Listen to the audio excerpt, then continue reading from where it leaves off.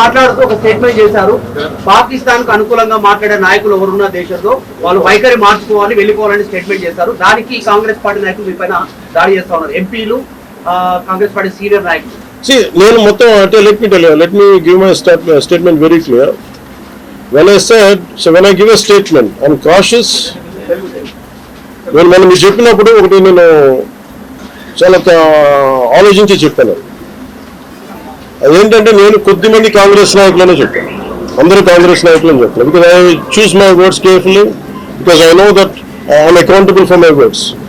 అందుకని నేను ప్రత్యేకించి కొద్దిమంది కాంగ్రెస్ నాయకుల మాటలు విన్నాను, నేను మీడియాలో చూశాను, అది రిపీటెడ్గా జరుగుతుంది. అలాగే చాలా మంది ఇట్లాంటి టైమ్స్లో ప్రభుత్వానికి మనం అండగా నిలబడాలి, కానీ ప్రత్యేకించి అది ఒక భారతీయ జనతా పార్టీ లేదంటే ఒక ఎన్డీఏ కూటమి చేస్తున్న యుద్ధం కాదు, అంటే దేశం చేస్తున్న యుద్ధం ఇది.